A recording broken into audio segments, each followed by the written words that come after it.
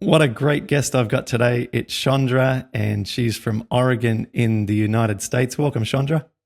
Thank you so much. Yeah, thanks for joining me. You've got a story that I'm very familiar with because you've been part of our online support group for the last 12 months, and I've watched your journey and commented and given some guidance here and there with you personally. And it's been absolutely awesome to see what you've achieved. So, normally I have the guest tell us the snapshot of what they've achieved, but I'm going to take the honors if that's okay and Okay, sure. yeah. So, you were diagnosed with psoriatic arthritis in May of 2017. And as we're recording this today, it is late May 2018.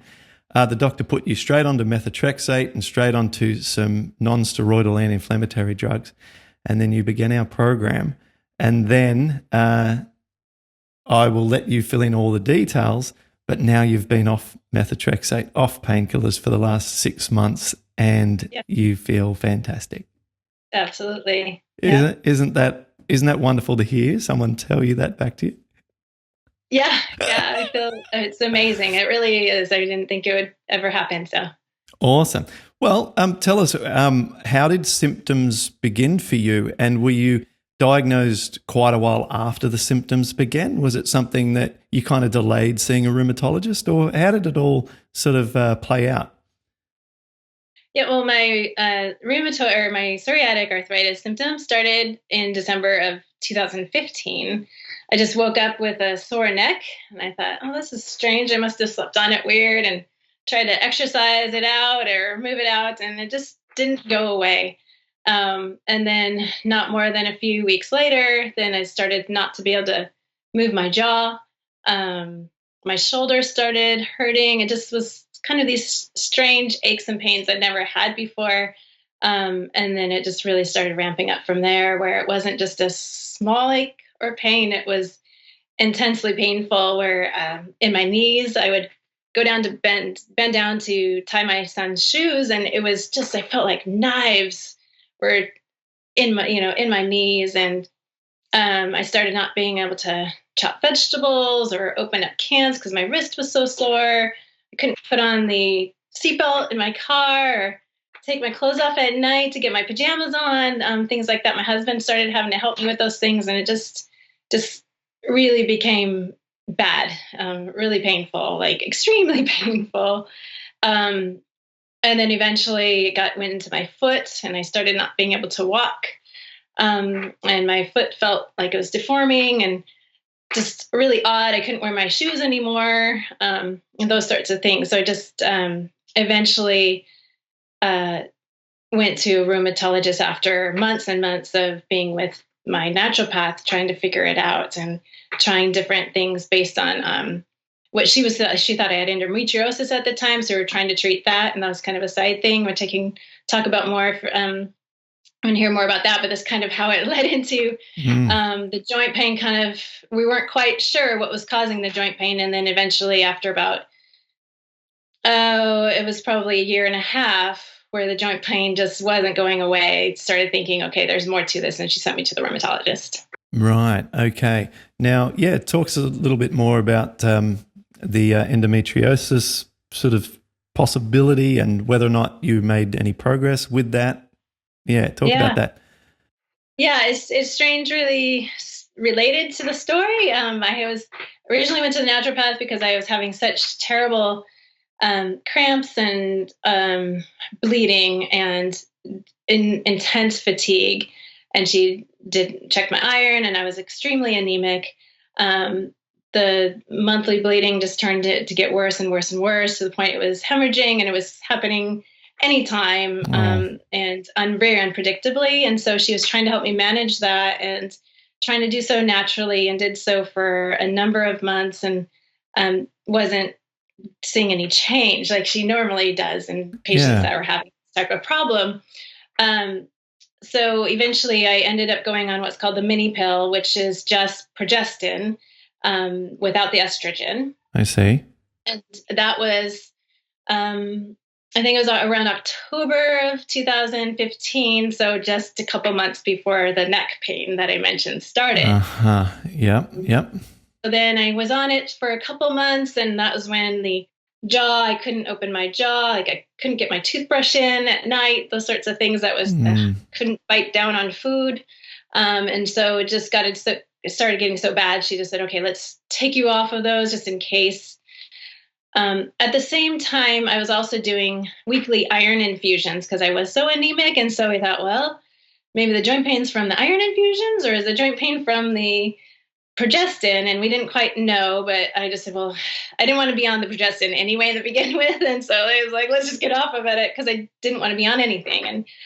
And so I continued with the infusions, the iron infusions, because I was so anemic. And that didn't seem to provoke the joint pain. So once I got filled, then it stopped. But then my hemorrhaging got worse again, and my anemia got worse again, and the iron infusions weren't even touching it, and my iron lower and lower. So wow, this is a mess. Okay, so you must have been like in very, very delicate emotional state, confused, worried, all of these things, heavily dependent on the naturopath. Yeah, this is a difficult time when you've got these different treatments going on where one supports the other and then the other supports, and you take one off, and because you can't be, hemorrhaging, you can't be highly anemic, you can't have the joint pains getting worse. So what a conundrum, right?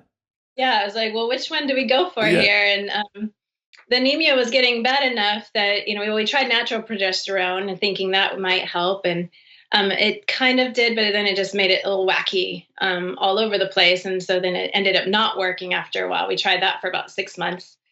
So then I went to see an OBGYN. She recommended having surgery, and I was completely against that.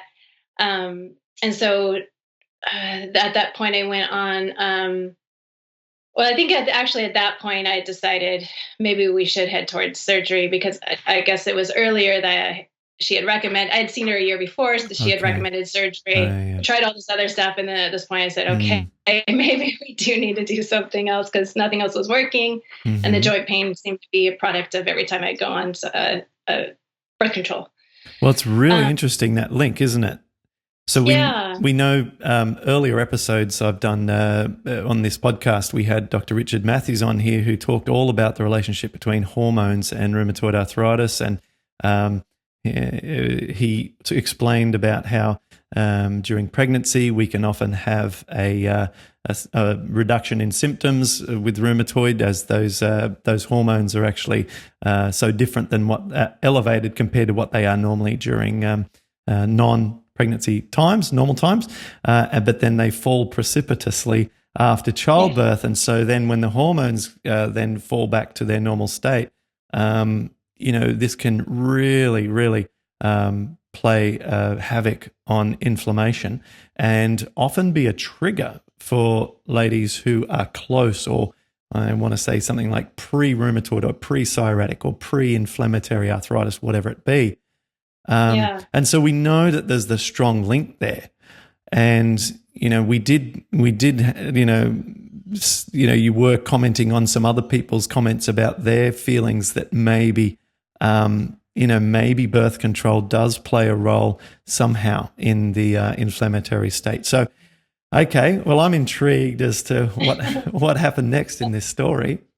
Well, I was going to say, actually, most of the doctors were saying, no, it didn't have any role, and they didn't think it had anything to do with the joint pain, and they had no idea why I was getting the joint pain. So it was kind of odd. I felt like I was asking the questions, but no one had the answers. But I did end up going on another birth control called orthotricycline. I had been on that when I was younger for the same reason, for being anemic, and I was fainting and things like that when I was younger. And so I had been on that for about 10 years before I had children. So they thought, well, you did well on that before. Let's try you just for a couple months till we can get you to the surgery. And so in those 3 months, then the joint pain came back, and that's when my foot ended up being so bad that I could hardly walk.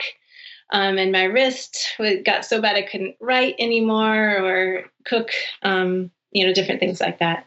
I did end up having the surgery, and as soon as I was done with the surgery, I went off the pills. Okay. So I know this is just our opinions, but in your opinion, was there a definite correlation between the birth control and your inflammatory symptoms?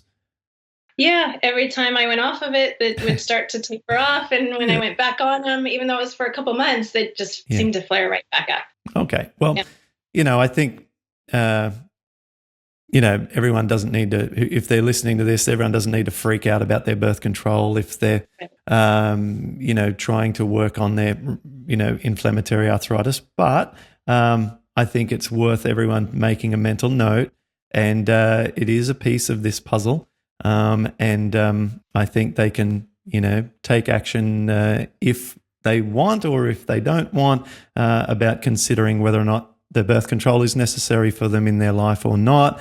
If they're looking for more and more ways to try and minimize their inflammatory arthritis, it could be an approach for some people out there to think, well, look, I'm not needing it anymore. Maybe I'll try without it. Yeah. And it's a difficult decision. I mean, even I had 3 kids, and it was a hard decision for me to go with the surgery. Because that means you no longer can have children. And so either have this case of the iron deficiency anemia, this continual process of the hemorrhaging and having to be controlled somehow, but the surgery really saying that means I was done with having children. And so it's a difficult decision for sure. Very well. We'll continue with your story in a sec, but I got two more. One comment, which is, thank goodness that you were able to be blessed with 3 kids. That's amazing. We've got our 3rd child due in about 6 weeks, and we feel so grateful given my background and everything, and my prognosis of not being able to have children. So I mean, we're obviously, I can appreciate how much joy that you must have from having 3. That's not bad, right? And then the other comment was the anemia. I don't want to just brush over that before we continue. Why do you think you're anemic when you were young, so much so, and why do you think it's always been in place? Because the anemia that we know, there's 2 forms of anemia. There's iron deficiency anemia, and then there's anemia of chronic disease. And iron deficiency anemia is the one that we all think about, which is what you were treated for, which is low iron, right? And the anemia of chronic disease is when the body is in a highly inflamed state. Like many of us with inflammatory arthritis, if our bodies are highly inflamed, what the body does is then it withholds iron from the blood so that pathogens that thrive on the same iron that our body uses pretty much can't continue. It's like holding back the food supplies from the enemy. It can't continue. And so my rheumatologist explained to me that with anemia of chronic disease, we treat the inflammation, and then the anemia of chronic disease resolves itself consequently. We don't go out and try and add iron to that situation. In fact, it can be dangerous. So, but look, that's just a bit of sort of generic information. But I'm just wondering, why did you think you were so anemic, so young, and for so long? I think just my periods were very heavy, and so the amount of blood I was losing every month apparently was more than my body could keep up with replacing. Right. Okay. But I'm not sure, and because when I was younger, of course, it wasn't to the degree it was as of recently. But I don't know. I didn't ever have my iron checked when I was young. They just said, "Oh, well, you're fainting or you're feeling faint," and it happened a few times. That sort of thing. Here, just go on birth control, and didn't really question it. They just figured it was because I was bleeding too much. Okay, so we're not certain. So when I say you're anemic, we're not certain about that. But we were certain that you felt weak that time of the month, and everyone didn't like the amount, or doctors didn't like how it kept happening. And they just said, look, go on birth control, and that'll stop that. Yeah. It wasn't until I saw the naturopath a couple of years ago that she actually tested my iron and said, oh, wow, you absolutely are anemic.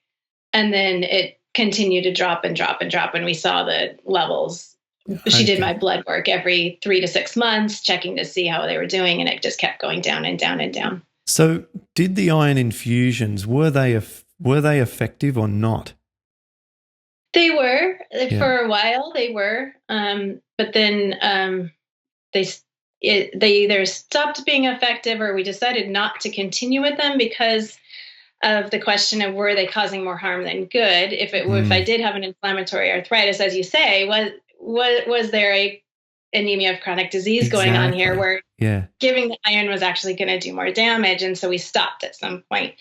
So they would help for a little while, but then until I got the surgery, it would just continue to, it would help a little while, and then I would just continue to get so. And it wasn't helping, and yeah. Okay. Well, thanks for helping me go into all that detail, because I was just curious. I don't like the open loops and not understanding part of it. So thanks for that. Now, and it complicated the whole matter, Well, they all interrelate, don't they? Yes. Yes. Okay. So now you had the surgery. Did you? How did it go, and what happened after that? Well, the surgery was okay. The crazy thing was about a week after the surgery, things were supposed to get better. I was supposed to not bleed anymore, and I ended up hemorrhaging like crazy, more than ever before. Had to go into the hospital to get some iron infusions because I had lost so much so quickly. I went to the hospital a couple times to do that. And so they ended up giving me more progesterone to stop the bleeding, because it was either that. So it was another hard decision. Do I keep bleeding and to see if it stops, or do we stop it? And initially I said, no, I won't take any more progesterone. I just would rather keep bleeding. And they said, well, then we'll have to do a blood transfusion. Oh my gosh. And so I said, well, okay, I'll take 2. Because they said, if you can take 1 today and then 1 in a couple of days. And I said, all right, I'll do that. I'll do it today and I'll do it in 2 days, and then I won't take any more. Because I wasn't willing to go into any more joint pain. And I don't think they understand how bad, how much pain joint pain can actually be. And joint pain sounds like, oh yeah, it hurts a little when I bend my wrist, but it's excruciating amount of pain. It wasn't just, oh, I can't lift my arm very well and it hurts a little. It was an intense amount of pain. And so it was really hard for me to decide which I'd rather do. But once it came to the question of transfusion, I knew I did not want that either. And that has its own complications. So anyway, so that did end up stopping the bleeding after about a week.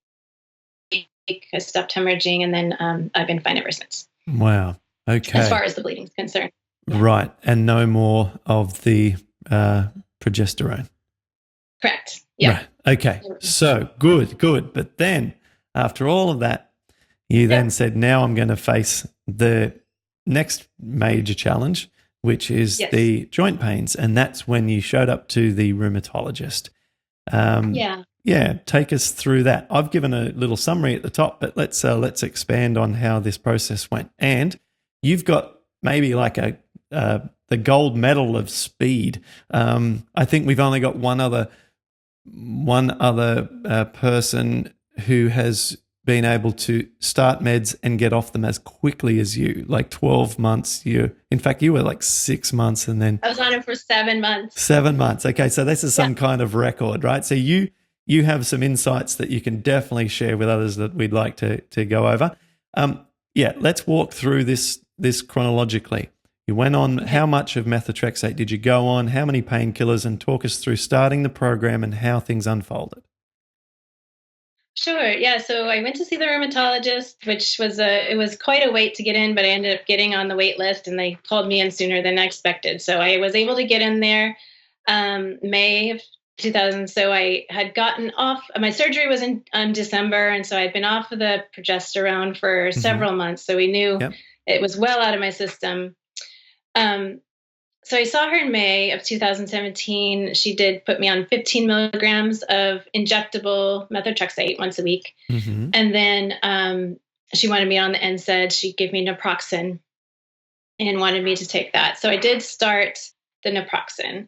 I wasn't sure I wanted to do the methotrexate. Actually, in my heart, I knew I didn't want to do it. Sure. But, she did x-rays, and they give you this grave prognosis that she had, saw it in my x-rays. She saw I had damage already, that my bones had been already eroding in my wrist and in my foot. And kind of if you don't, you will end up in a wheelchair eventually. And because I asked, I said, well, what if I don't? What's the worst that can happen? And kind of gave me the reality of what the disease really was and what my prognosis could have been. And so despite not wanting any more medicines, because up until this point, medicines had done no good for me at all.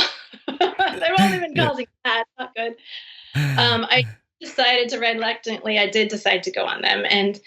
And partially because I watched some of your podcasts and had heard methotrexate, and you weren't opposed to them.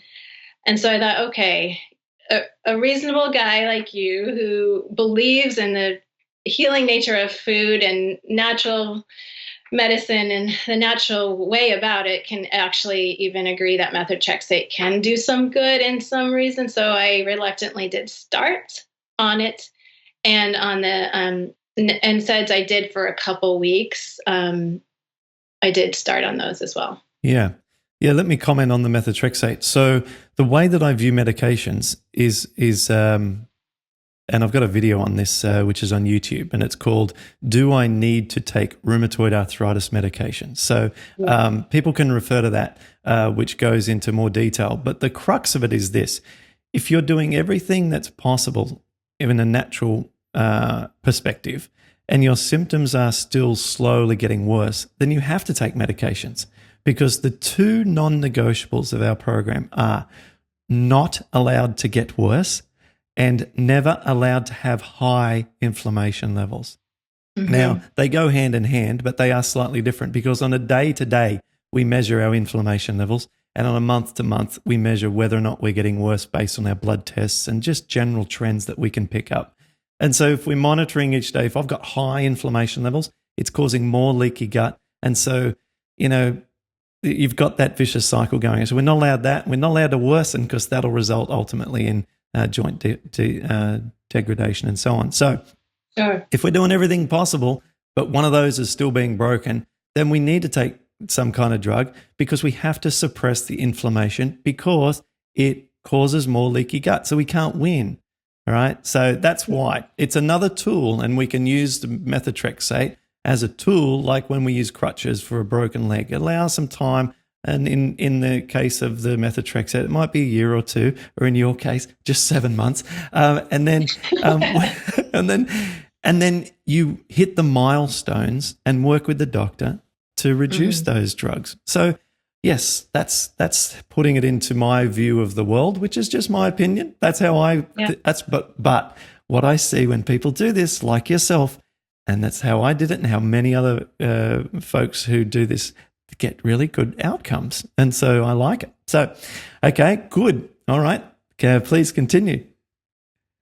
Yeah. So, I actually, like I said, I wasn't going to start it, and my husband found you online on YouTube, and we had never heard of many people talking about psoriatic arthritis before, and he saw your podcast, and he saw it was Nicole, and she had also had psoriatic arthritis. He's like, you've got to see this, and they talk about methotrexate, and they're talking about ways to heal it, and I said, oh, yeah, forget. I just couldn't think of taking on another thing, because through the process of the endometriosis and the bleeding and everything, I had tried so many things. I'd gone gluten-free, dairy-free. I had tried kefir and kombucha and the GAP diet and just all sorts of dietary things and natural things and herbs and supplements and everything. I couldn't take on trying another thing and having it not work. It's just too much work.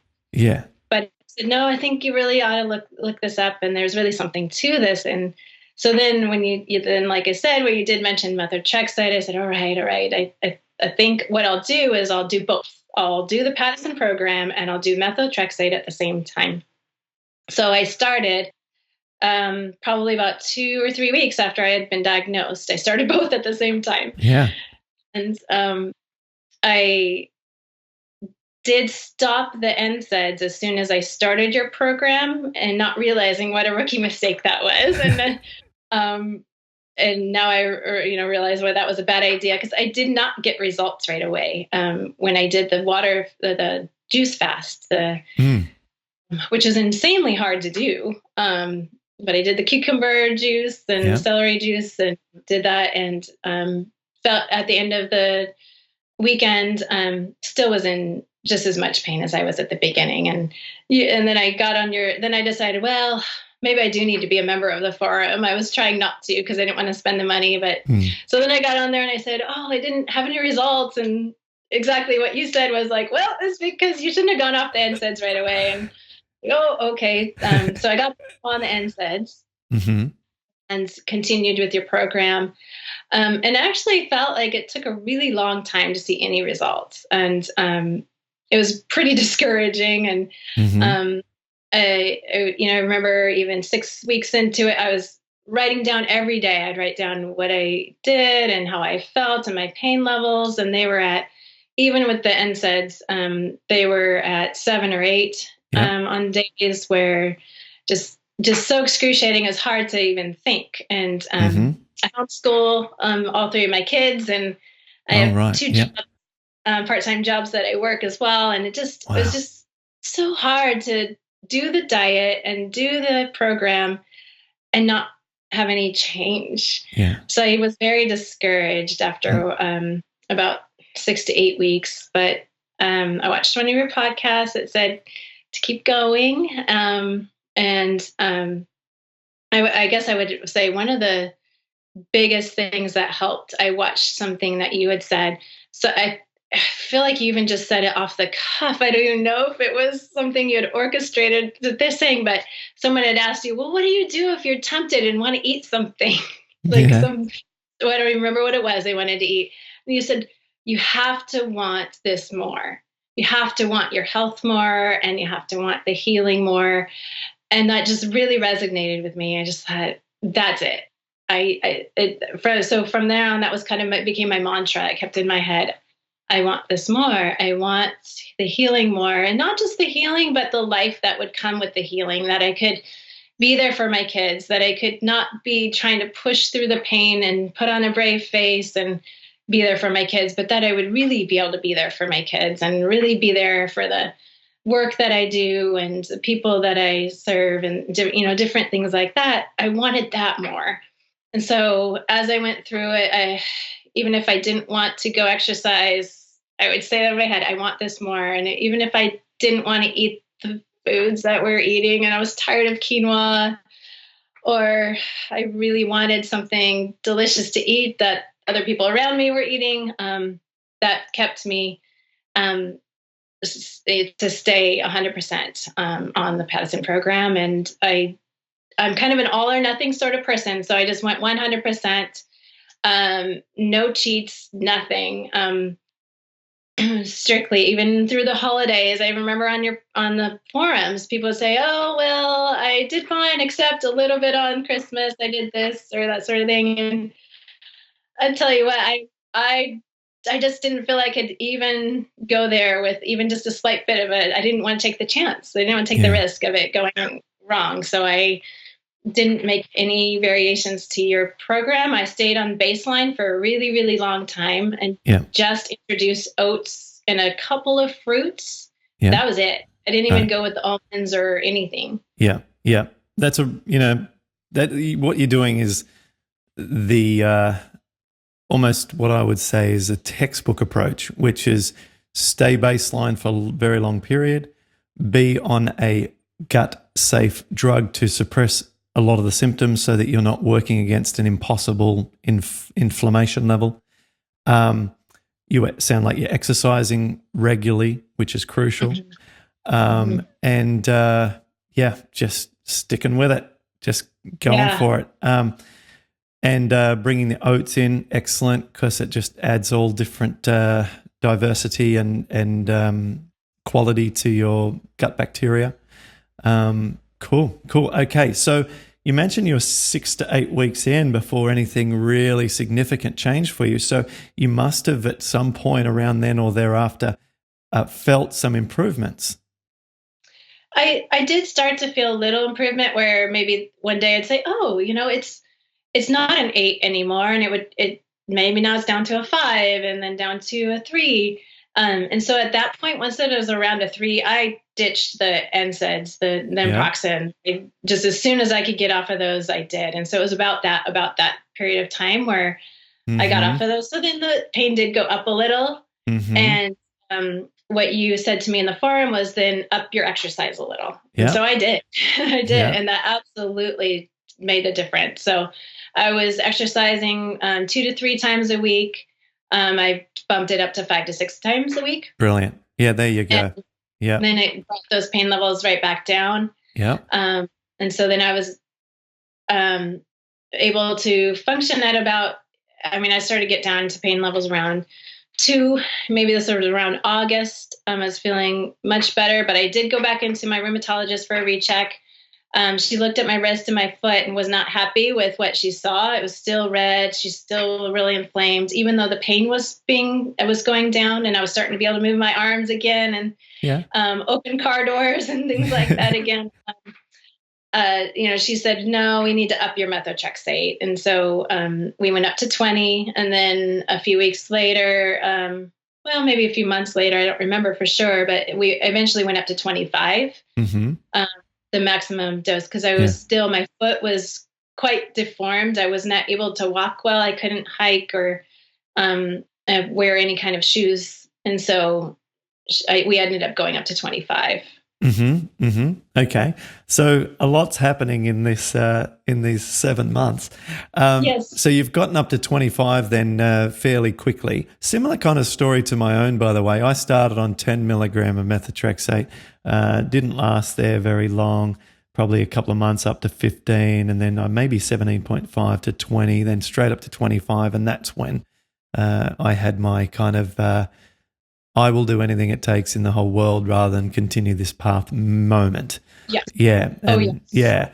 And that was the pivotal time when, there was discussion. Melissa and I are in the rheumatologist office and he's talking about adding other medications and stuff. And I just drifted off and thought, this has got to end. This is going, like, I'm doing a lot. I'm trying hard, but I'm not doing everything in my human power. There's another depth of discipline, another depth of determination, and another another level of all in that I can go. So, okay. All right. So if the methotrexate's going up, even though your symptoms seem to be getting better, at what point did things totally turn around and when you started to get the rheumatologist to work with you and go in the other direction with the drugs? Yeah. Well, one visit she had wanted me to add sulfasalazine to that. Yeah, and here we go. Yeah. Yeah, I said no. I can't do it. And then the methotrexate was making me exactly as you say. It was making me so sick, and I just was nauseous all the time, and I was feeling like a zombie. Like my head, I was just not in my head. I couldn't think clearly. I just felt like every morning it was just a chore to get out of bed. Mm-hmm. And I had to start pulling out of things. If I couldn't teach if I knew I was going to be vomiting, things like that. Yeah. And it just was really, really affecting my what I could do. And I just thought, I just cannot do this. And so I just got to the point where, because my pain level was around a 1 at this point. Okay. I remember watching your video on when to get off of methotrexate. I think that's what it's called. Yep. Over and over and over a period of weeks. And just like, okay, when can I get on this? And then when can I get off of this? And so when I got to the point about December, I knew I had a holiday break. It was going to be winter break, because one of the things you said was make sure you can tolerate a pain bump, and also that I could go back to baseline foods and also increase my exercise. And so I thought, okay, no. Brilliant. And I was like ready to do anything to get off of it. And so I remember messaging you like, how soon can I go off of this? And so you recommended trying to go down. And so I emailed my rheumatologist and got her permission. I told her how I was feeling. And so I went down to 20, and then I emailed her maybe only a week later. And I said, okay, it's going well. Can I go off of it? And each week it was still, it was so hard to give myself that injection. I just would tell my husband, I said, I'm not going to do it. I'm not going to do it. And he's like, no, you've got to do it. And so it was about 6 weeks where I just had to talk myself up every week of doing it. I would do it on late Friday night. So I had the weekend to recover so I could homeschool on Monday morning. But then and just being like, it just went all week long where I thought it was just the weekend I was going to feel terrible, but I was feeling terrible all the time. And so I was just like, I'm done.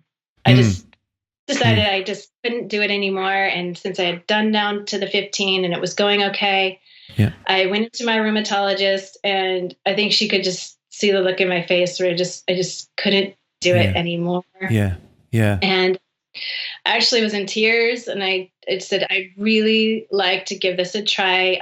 I will stay strict with my diet and this exercise program that I'm doing. And I just want to try. Can we give it just a couple months to see? And she said, okay.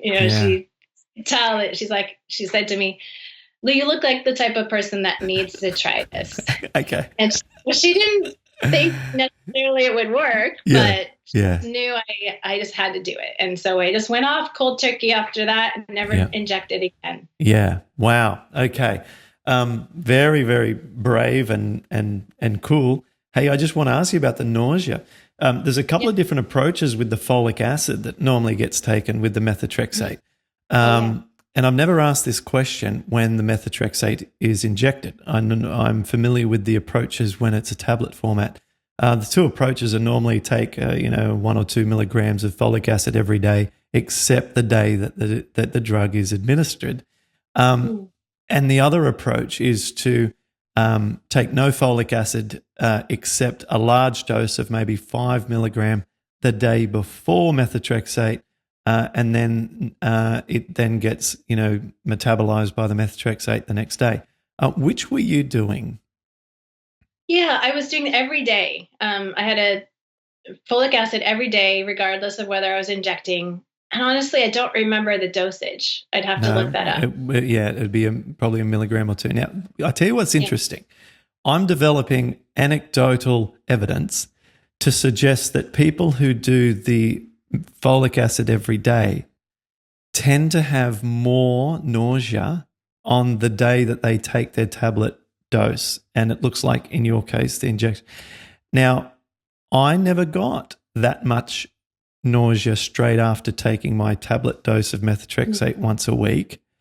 And I'm wondering, and it's just early stages of developing this thought, that maybe it's the folic acid metabolizing that happens that causes some of or contributes to the nausea, and that by taking the approach of having a large dose of folic acid the day before actually reduces nausea more than taking a small amount every day. I'm seeing a couple of people, and I asked this question now, and I'm hearing that answer, the daily tablet approach, when people are having the nausea. And so anyway, that's just an interesting observation. If people are listening and they say, hey, if you get a lot of nausea and you take a small amount of folic acid every day except the day you do your dose, maybe talk to your rheumatologist about doing what I did, recommended by him, of course, to all his patients, including me, which is a 5 milligram folic acid the day before. Now, when my ALT and AST liver markers went up because of methotrexate can do that to the liver, he then recommended an additional 5 milligram of folic acid the day after my dose as well, and that got rid of that problem. Okay. So anyway, whilst I'm talking about this topic, I wanted to add that as well, because I'm sure some people are facing these kind of issues. We know that those issues occur. Okay, so awesome. Now you've come off it. And I remember us liaising about, because there's this anticipation that happens after you come off the drug and you're like, what is going to happen? And with every passing day, particularly after about 2 to 3 weeks, that's when you start like really wondering if every day, if you're going to wake up and the pain's going to start coming back. Right. Yes. How was your experience of this? Oh, sure. Well, it was just before Christmas, and oh man, it actually was fantastic. I felt like I was coming to life again. And I mean, not to be dramatic, but it was really true. I felt like a part of me had died and that part of me was coming back to life again. That's how extremely good I felt. And I mean, I guess I just felt like I never thought I would feel again. Mm. Where I had that part of you that wants to do things, or is Yeah. inspired to do things. Does that make sense? I feel like it had dulled Yeah. while I either because I was anemic or because I was so sick or all of the above. Yeah. Um, that to be in a state where I was now off of drugs and I was not anemic anymore and I wasn't in pain anymore and I could move my body again. It just was wow, I never thought I could feel like this. But yes, I had some reservations like, all right, how long is this going to last? Like, will it just be initially for the first couple of weeks? But it continued on. And I have had a little bit of a pain bump here and there. And when I do, I exercise again. Or I increase my exercise. It's easy to, when you start feeling better, to drop back down to only 2 or 3 times a week. Yeah. Yeah. But if it starts feeling painful again, then I know I need to increase that back up. And now, since it's been months, after a couple of months of feeling good, I started adding additional foods, Yeah. such as almonds, and I did add beans. And so I haven't had any negative ramifications of that. Yeah. There have been a couple times where I've gotten a hold of oils and by accident, where my husband made popcorn, and usually I'll get a little bit of air popped popcorn, and Yeah. he'll make it with a little bit of coconut oil for the kids. Well, one night I accidentally got the one with the coconut oil. Boy, the next day I was doing the laundry and I couldn't move my arms, and I Yeah. was so painful. And it was just, I mean, it had to be just a tiny bit of oil. Yeah. And so I feel like now I'm at this point where I can really feel it, where my limits are. Mm. And so that's all to say I haven't added very much food back. Yep. I had lost 20 pounds on the Paddison program, and now since I've added almonds and beans back, I've started gaining a little bit of that back, which is Yeah. fine. I didn't mind losing the weight because what's funny was because people were so concerned about me losing weight because they felt like I was just wasting away. Mm. And which I thought was funny because they were concerned I was losing weight, but they weren't concerned that I might not be able to walk. Yeah. It's crazy. We see this all the time. All the time. Yeah. Family members have gain weight back. Yeah, exactly. You're skinny, therefore you're dying, right? Yes. But they see you and you walk in like, I used to be like limping and couldn't pick up things and do anything. And they're like, go on meds. My family aren't so stupid as that. Yeah. But like, I mean, we're generalizing, but people are terrified, family members are terrified of when you lose weight. It is completely disproportionate with weight loss as actually an issue. But I know that comes up in your forum a lot and on your live calls a lot. And so to say I did lose 20 pounds and I dropped down way below what was normal for my body size and weight, or should have been weight. And now I'm gaining it back now that I've been able to introduce a few more things and it's not causing extra pain. So you can always gain it back. Yeah, which is also like the teachings, which are, look, we almost like we take one for the team a little bit with our weight so that we can get the pain reduction. Absolutely. When the inside of your body's broken and you're trying to fix it, the outside might, as I said, just take one a little bit while we're fixing the inside. But once it's fixed, then we can, we've got the rest of our life to eat and indulge and gain weight.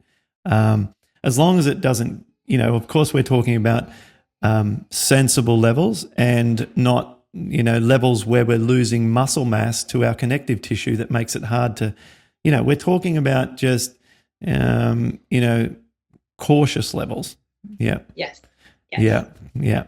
Okay, good. All right. So, and where are you at now then? So that brings us to today. You've been off the methotrexate now for 6 months. Yes. Tell us like what Shondra's sort of typical pain levels are each day and how you feel. Yeah. Well, now, like sitting here, I have zero pain. Um, in my wrist, I still have some things that are hard to do. I can write again, which is awesome. But if I do write for long periods of time, it will hurt. Or like opening up can openers, and certain movements like that, or certain door handles, or things like that. They hurt, but it's only when I'm exerting force. Right.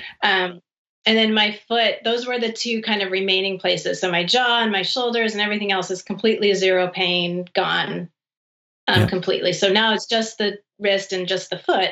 Yep. And my foot will act up if I've walked too far, or now I've started to add different kinds of exercises, kind of pushing myself a little bit. I'm lifting some weights, so that does hurt my wrist sometimes, or I'm doing different exercises with my foot. And that can cause pain, but other than that, just normal life doesn't cause pain, which is amazing. That's fantastic. And these things are reality. I mean, I go to the gym and I'm lifting 20 kilos on each arm during bench press. And I lost my earplug. And then it'll hurt my wrist the next day sometimes, but not in an inflammation way, in a like, you've got joint damage, Clint. What are you doing to me kind of way? Do you know what I mean? Like, give me a break. Like, you're not trying to, from the time I was from the age that I was old enough that I started to suspect that having muscles was a good thing as a boy, I've always wanted to have more muscle on my body. But I've never had a body that had much muscle on it. It didn't matter what I ate in my 20s or teenage years. I mean, I used to just, do all the heavy protein powders and drink a gallon of milk a day, trying to put on weight at times, just trying all sorts of various things. And, I just don't have a body that gains a lot of muscle. Like I don't have a big frame. So anyway, my body's just, doesn't like it too if I try and push it too hard. Especially I've got rotated elbows from the damage that was done, and that puts a weird angle on my wrist when I do workouts at the gym. So there's an upper limit to how much I can push things. And so what my point really is that we have to be realistic that the diagnosis is very serious. And if we're able to just if you just are able to, just have to maybe not push as hard on the door when you're opening a door, or with your foot, if you just need to, maybe you can't do elliptical, but you can always do Pilates. Big deal. You just do that one so you don't irritate your foot.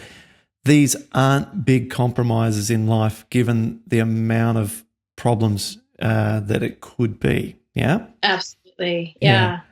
It's really amazing. And I think what was helpful is one thing that you said was to remember it's always like there's the hot coals are still always burning. Mm-hmm. And that at any time they can reignite, the fire can reignite. There's this monster that we're living with, and it never really goes away, but we can keep it at bay. And so I think that's where I just remember, like, okay, it's always there, and it's not going to ever go away. I just need to learn what it takes to keep it under control. And I think was just really helpful to realize, like, we are always going to live with this. It doesn't magically disappear. And and I think even when I was first diagnosed, it's kind of a grieving process I went through of recognizing the severity of the illness. That you hear the word arthritis, and most people think, oh, it's just an old person's disease. I even have people ask me that, well, you're too young to have that, aren't you? And just to realize that there are some things that we will never be able to do or eat, or those sorts of things, and a lot of things I had to let go. But I think I kind of almost went through a grieving process. I feel like I had all the stages of grief, the anger and, the different things, but coming to this acceptance of this is what I have and this is what I need to do to manage it. And I'm willing to do whatever it takes to manage it. And it just takes an intense amount of discipline, and it is so, so hard. And I don't mean to make it sound like it's, oh yeah, you just work at Oh, it and it's going to happen. It was the most intense year of my life to try to really get this under control. And I feel like it will continue to be sure. intense. It just Yeah. doesn't really let up. We don't have the luxury of letting up. Yep. Um, but it's so, so worth it. And it has the rewards. And I guess we don't take for granted anymore the simple things. I mean, I went for a 4 mile hike a few weeks back, and I was actually kind of afraid to do it because I hadn't walked that far in a long time. And I thought, well, will I even be able to do it? Will I be completely sore and unable to move at the end of the day? And as the person one of the people I was with is, wow, I never thought that going for a hike someone would even think about. And Yeah. so just, yeah, I guess that there is beauty that has come out of this where I learned not to take for Thanks. granted Yeah. the wonderful things that we can do with our bodies, that we can be here and help one another and go for walks and things like that, where I feel like I reached such a point of despair, that now I've come to a point of, I mean, it kind of sounds weird, but almost be thankful for what I've been through, to understand that there's more. There's more to life than just um, getting by. Yeah. That working hard and pouring my life into my children and my faith and my God that I serve and those sorts of things, like that is what it's worth. And that's when, and I continue to think in my head, what do I want to, what do I want more? And so even when it does get hard, to keep focus on those things. So I feel like it's just been a journey, all these difficult things but have brought me to a better place than when I started. Yeah. Wow. Yeah. There's so much in that. We have this cross to bear, and it's what are we going to do with it? Yeah. Because we can't change that. So forget about that. Right. Let's stop Yeah. questioning why. Why me? That doesn't help. They're bad questions. And look, I think we need to resolve them at some point, and we need to. I resolve them very, very logically. I said I took antibiotics for 5 years. I ate like an idiot for a whole bunch of years when I was in my 20s, and I had signs that my digestion wasn't good years before leading up to getting rheumatoid, and I didn't exercise those years leading up to that either. So when you eat a Western diet, just by doing that alone, you're at risk of developing this. So let's acknowledge that we all contributed to our own situation. So let's now accept that, and let's do everything we can to live a symptom-free life. And what does that require? It requires this. And there's a lot of these things in this. There's all the things you've talked about now. And we have to do them all. And the degree to which we adhere to those things will be proportional to the quality of our life and the reduction of our pain levels. And there is beauty somehow in living a disciplined life. There is. Yeah. There is. And it's harder to pinpoint than the problems, right? The problems are easy to pinpoint. Yeah. But the benefits are always equal and opposite. Life is balanced. There is something in our lives that is a benefit when we have a perceived negative. And it's only up to us to find what those benefits are. So whether it be a deepened level of gratitude that you're talking about, whether it be a more of an appreciation of the little things. And although we might not value these as much as being able to eat whatever we want and feel that we're invincible and party with our friends, they, maybe from a universal point of view, have a high degree of importance. Yeah. Mm-hmm. And so there is balance in all this. There's balance in being able to help others as you are now doing. And there's balance to being able to, not just on this platform, but to inspire your children. You inspire people when you apply heavy discipline like this. People, although they think you might be crazy, deep down, there's an incredible amount of respect. They're like, I don't think I could ever do that. I don't know how she does that.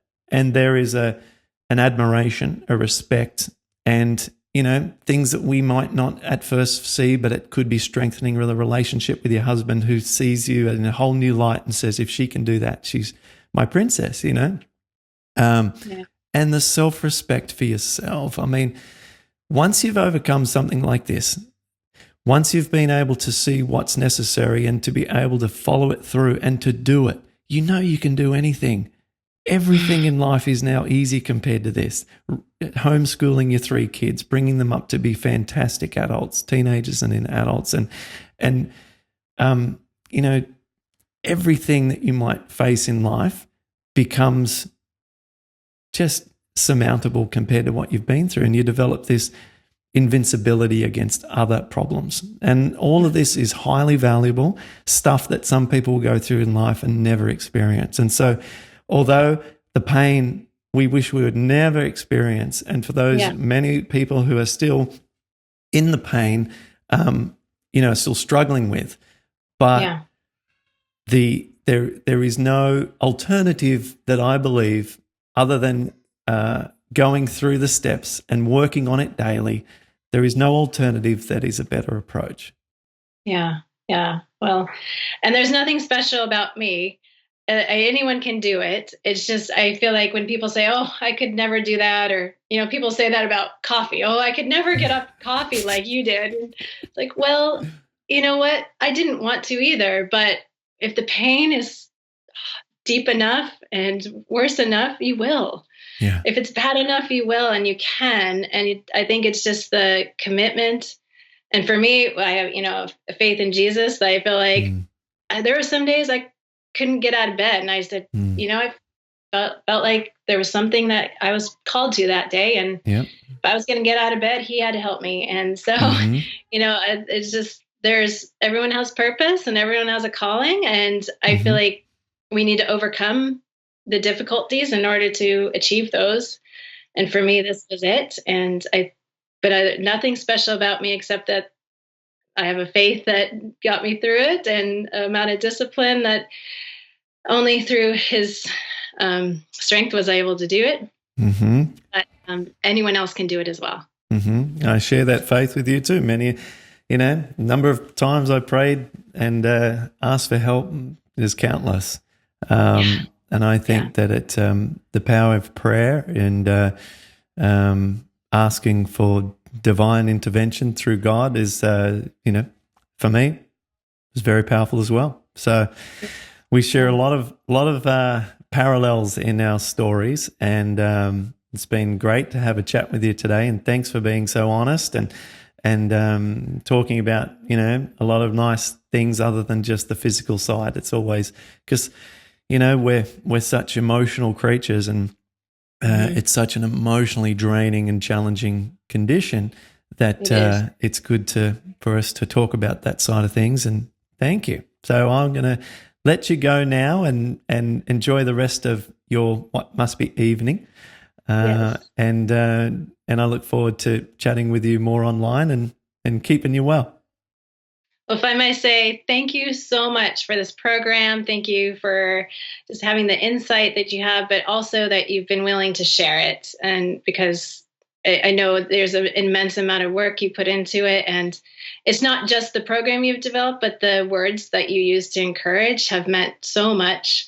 I feel like at times I would get on your monthly support calls, and that is the words that you spoke, not about what supplements I should or should not take or whatever, but it was your encouragement that to keep going, the acknowledgement of how hard it was. I needed someone to tell me and to say, yes, this is hard. That meant so much, because I felt like there's other people who kind of trivialize it or minimize it and don't mean to, but they do. And so to just hear from someone, yes, it's hard, but yes, you can do it, has been so helpful. So thank you. It's meant the world to me, and it's made all the difference. So I really appreciate it. Awesome. Thank you. You're very welcome. And I appreciate the feedback as well. I do enjoy those monthly calls. And if anyone is listening and wondering what you're talking about, as part of our support group, we do the monthly calls, and sometimes I host them myself, and I just field questions one after another. You don't have to